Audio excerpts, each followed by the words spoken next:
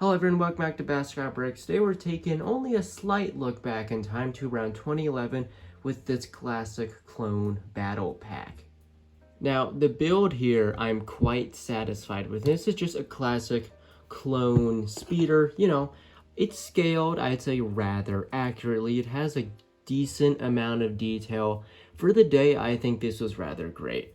Of course, in today's standards, I would have, assumed that there would be some sort of projectile that could fly off of this. But for 2011, this is excellent. And I think, even despite its age, could blend in rather well to like a modern display. I mean, I display it on my shelf and I think it looks pretty phenomenal, even without a minifigure, even if it doesn't have the detail of kind of modern speeders adjacent to this style. And again, it's a bit smaller, which is also quite helpful. So this is a great thing, of course, especially with the battle pack. It's good that the build is massable, and this is very massable. Alright, let's go dive right into the most important part here, the figures, starting off with the only minifigure you get more than one of here, the Bomb Squad Trooper. These guys would specialize, let's get this focused here, shall we? These guys would specialize in, disarming and I guess arming bombs of all sorts. They had this really unique yellow armor. Of course, these guys do use the early Clone Wars era TV show design, so compared to today's standards, he's a little simple. Though, for back then, this was some pretty awesome detailing. Like to get leg printing and feet printing on a minifigure back in the day, especially on clone troopers, was pretty rare. So to get both of these guys is awesome. And what I love about this battle pack is that no one needs a Bomb Squad Trooper. But he's so cool, you want a lot of them, right? And there's just something awesome about that. So, yeah. Love Bomb Squad Troopers. Would love to see a phase 2, but I doubt we're ever going to get that. Alright, so this is only one of two ARF Troopers that LEGO ever made. Now, unfortunately, out of all the guys in the set, he has by far aged the worst. With the exception of that helmet, the torso printing, it's okay in today's standards. The back printing's nice. Of course, we have no leg printing. I mean, this here, yeah, that's aged pretty poorly. But this, my friends, this has not aged poorly. Probably partially because, we haven't gotten these helmets since.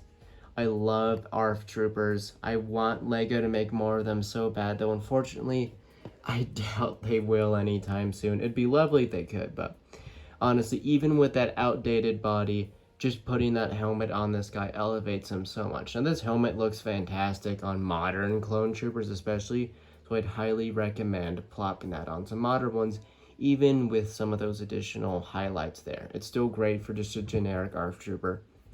Thumbs up for me. Alright, those of you who have kept up with some of my favorite minifigures will know that this guy is one of my favorite Star Wars minifigures in my collection. This is I believe the Horn Squad Trooper. Now, he may not have the foot printing that the Bomb Squad Trooper has, but he still has that leg printing, and again, has this guy's printing aged? Absolutely. But there's something so classic about this, because he doesn't have the blandness that the old Phase 1 Clone Troopers has. He has the classic simplicity, but with a lot of extra flair and detail.